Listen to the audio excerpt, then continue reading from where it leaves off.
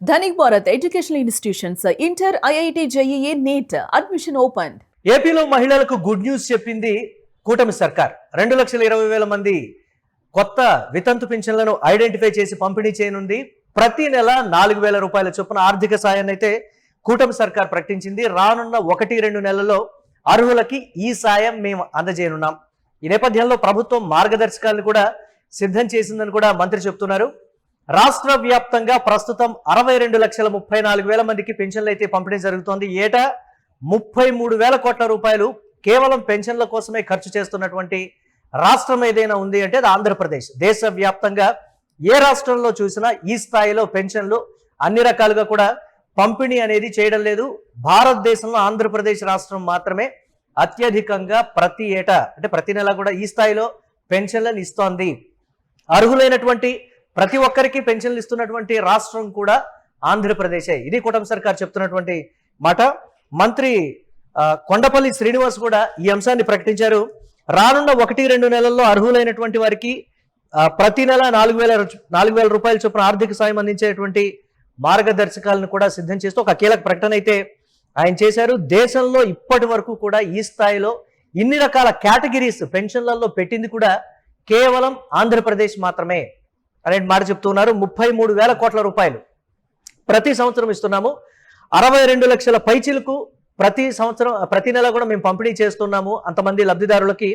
ఇప్పుడు కొత్తగా 2,45,000 మందిని ఇప్పటికే ఐడెంటిఫై చేసాం. వారికి కూడా 1-2 నెలల్లో మేము ఇవ్వబోతున్నాం అనేటువంటి మాట. విపక్షాలు చేస్తున్న ఆరోపణలు, కూటమి సర్కార్ ఎప్పుడైతే అధికారంలోకి వచ్చిన తర్వాత మేము ఇన్ని వేల కోట్లు ఇన్ని లక్షల మందికి పెన్షన్లు ఇస్తున్నామని చెప్పినప్పుడు చాలా మందిని తొలగించారు అని కూటమి సర్కార్ మీద విమర్శలు చేశారు. ఇప్పుడు ఆ గణాంకాలను ఒకసారి చూస్తే గతంలో వైఎస్ఆర్ కాంగ్రెస్ పార్టీ 9,56,000 మంది లబ్ధిదారుల్ని అనర్హులుగా ప్రకటిస్తూ తీసేసింది. కేవలం మేము ఉన్నటువంటి ఆ నిబంధనలను ఒకసారి చూసి దాని ప్రకారం మాత్రమే కేవలం వారు 9,56,000 మందిని అనర్హులుగా ప్రకటిస్తే మేము నిబంధనలకు లోబడి కేవలం 7,856 మందిని అనర్హులుగా ప్రకటించి నిబంధనల మేరకు వారిని తీసాం.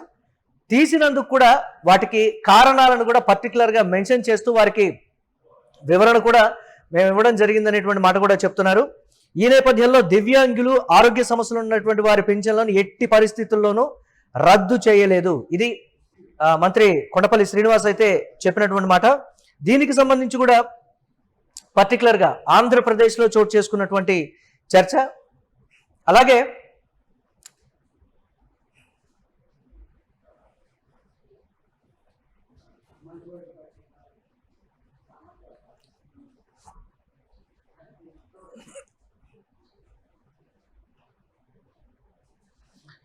అయితే ఈ పథకం కింద అర్హులైనటువంటి వితంతు మహిళలకు ప్రతి నెల 4,000 రూపాయల చొప్పున ఇచ్చేటువంటి ఆర్థిక సాయానికి సంబంధించి కంప్లీట్ గా మేము భరోసా ఇస్తున్నాం. ఎట్టి పరిస్థితుల్లో వారి పెన్షన్లు అయితే తొలగించేటువంటి పరిస్థితి లేదు. అలాగే మేము స్పౌజ్ కేటగిరీని కూడా మేము ఏర్పాటు చేస్తాం. పెన్షన్లు పొందుతూ మరణించిన ఎవరైతే మరణిస్తారో వారి కుటుంబ సభ్యులకు అంటే వారి భార్యకి సంబంధించి స్పౌజ్ కేటగిరీలో తనని చేర్చి ఇప్పటికీ కూడా దాదాపుగా ఒక 2 లక్షల పైచలకు వారిని లబ్ధిదారులుగా ఐడెంటిఫై చేసి ఈ పెన్షన్ అటు కన్వర్ట్ చేశామని కూడా కూటమి సర్కార్ అయితే చెప్తోంది.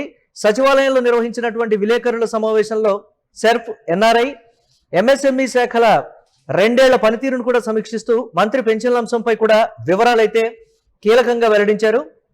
దాదాపు ప్రతి సంవత్సరం 33,000 కోట్ల పైచీలకు అంటే ఇప్పుడు పెరిగినటువంటి 2,45,000తో కలిపి దాదాపుగా మరి ఒక 1,000 కోట్లు కూడా పెరుగుతుందనేటువంటి మాట చెప్తున్నారు. మరింత మంది లబ్ధిదారులు ఎవరైతే ఇంకా అర్హులుగా ఉన్నారో వారికి అనర్హత పేరుతో గత ప్రభుత్వం తీసేసిందో మేము వారిని ఐడెంటిఫై చేయడానికి ఒక బృందాన్ని కూడా ఏర్పాటు చేస్తున్నాం. ఇప్పటికే గ్రామాన దీనికి సంబంధించి ఒక ఎంక్వైరీ కూడా నడుస్తోంది.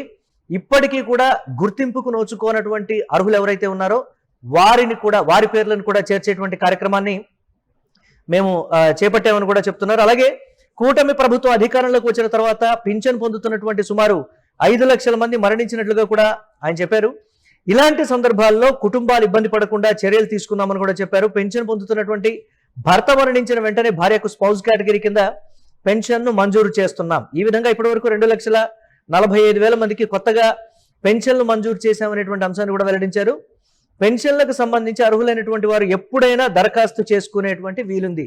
ఫలానా టైంలోనే చేసుకోవాలి, ఆ గడువు వచ్చేదాకా మీరు వెయిట్ చేయాలని లేదు.